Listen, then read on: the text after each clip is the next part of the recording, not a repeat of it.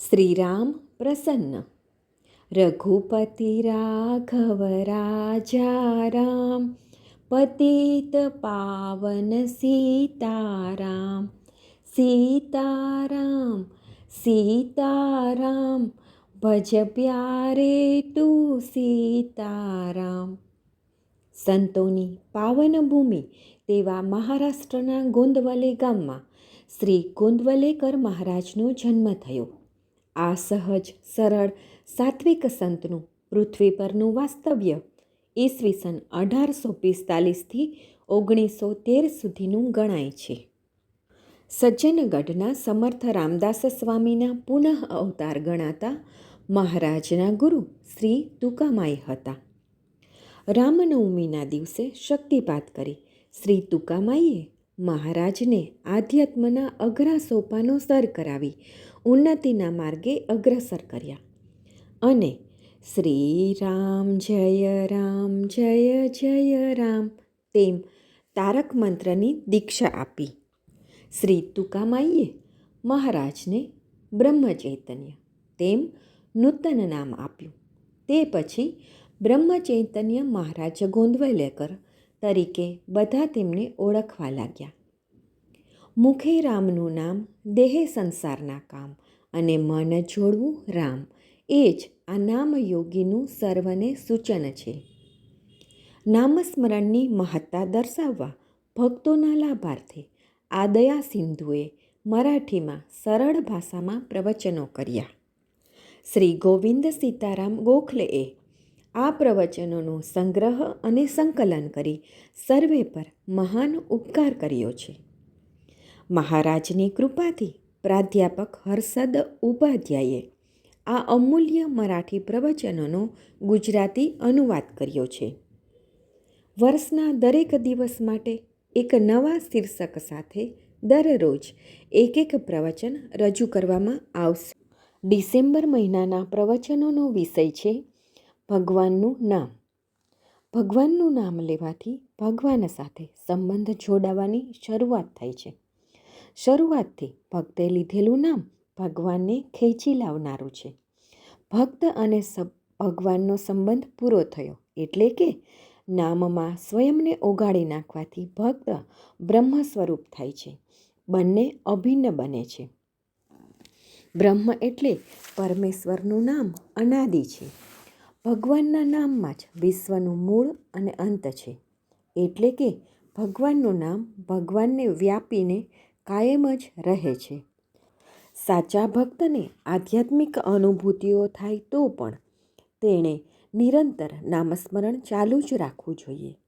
આપણે ભગવાનના નામસ્મરણ રૂપી વાહનમાં અત્યંત વિશ્વાસથી બેઠા પછી આ નામરૂપે દિવ્ય સાધન આપણને ગંતવ્ય સ્થાને અચૂક પહોંચાડે છે.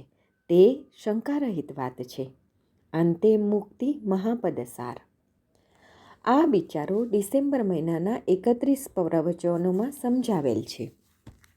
આજે 6 ડિસેમ્બરનું પ્રવચન સાંભળીએ, જેનું શીર્ષક છે અનાસક્તિ અને શરણાગતિ. એક જણ પાસે છરો હતો. તેની મૂઠ લાકડાની હતી. તે બદલીને લોખંડની કરી, બીજાએ ચાંદીની કરી, કોઈએ સોનાની કરી. પણ માર્યા પછી પરિણામ તો એક જ.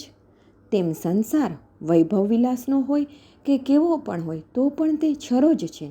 તેનો ઘાત સઘળી બાજુ સરખો જ. સંસારની આસક્તિ એ છરાની ધાર છે. એટલે આપણો ધંધો, નોકરી બધું ઉત્તમ રીતે કરીએ, તેમાં આગળ પાછળ નહીં જોઈએ. પણ કદી એમ નહીં સમજીએ કે આપણે તેને માટે છીએ. નોકરી એ સુખ માટે નહીં પણ પેટ ભરવા માટે છે. એવી વૃત્તિથી જે કરે તેને આસક્તિ કે અભિમાન રહે જ નહીં. સાવધાનપણે રહીએ, ભગવાનનું સ્મરણ રાખીએ, તેમનું નામ લઈએ, બાકીનું બધું પ્રારબ્ધ પર છોડીએ. એમ કરવાથી જ સમાધાન મળશે. ભગવાન વગર સમાધાન મળવાનું શક્ય નથી. હું સમાધાન રાખીને ચાલું છું એમ કહે તે જગતમાં ખરો ધન્ય. એ ધન્યતા મેળવવા માટે ભગવાનની અત્યંત આવશ્યકતા છે. રામની ઈચ્છાથી જ આ બધું ચાલેલું છે. રામ કરતા છે એ ભાવના રાખીને આપણે સંસાર કરીએ. પ્રયત્ન કરવામાં પાછું ફરીને નહીં જોઈએ, પણ ફળ આપનારા ભગવાન છે એ ભાવના રાખીને સમાધાન ટકાવીએ.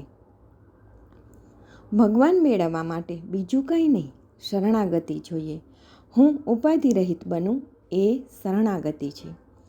મારાપણાની જે ઉપાધિ છે તેનો નાશ કરવો હોય તો સાધન તેવું જ જોઈએ. એટલું ઉપાધિ રહિત સાધન નામ સિવાય બીજું કોઈ પણ નથી. તે સાધન તમે કરો. ભગવાનના નામનો પ્રેમ જોઈતો હોય તો અંતઃકરણ શુદ્ધ જોઈએ. અંતઃકરણ દ્વેષથી, મત્સરથી, અભિમાનથી ભરેલું નહીં હોવું જોઈએ. એકબીજા પર પ્રેમ કરો. ઘરથી શરૂઆત કરો. બાળક મને સુખ આપે છે એટલે નહીં, પણ મારી ફરજ સમજીને હું તેના પર પ્રેમ કરીશ. નિસ્વાર્થપણે પ્રેમ કરવો એ જ ખરો પરમાર્થ છે. તે સારું. રામદાતા છે, સંભાળ રાખનારા ભગવાન છે. તેનું સ્મરણ રાખીને તમે રહો. એવું ભાન ઉત્પન્ન કરવા માટે ભગવાનના નામની ખરી જરૂર છે. મનની શાંતિ મેળવવાનો આ જ માર્ગ છે. દૈન્યપણું કદી જ નહીં જોઈએ.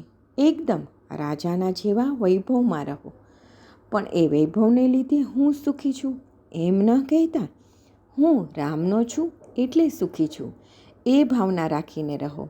વૈભવ તો આજે છે ને કાલે નથી. વૈભવ પર વિશ્વાસ રાખશો નહીં. હું રામનો છું એ ભાવનામાં તમે રહો. તે માટે રામનું નામ તમે લો. રામ કલ્યાણ કરશે એ માટે મારો ભરોસો રાખો. સુખ શામાં છે? સુખ એ સમજણમાં છે, અને ભગવાનના બનવું એટલી જ એક સમજણ ખરી છે. અસ્તુ. જાનકી જીવન સ્મરણ. જય જય રામ.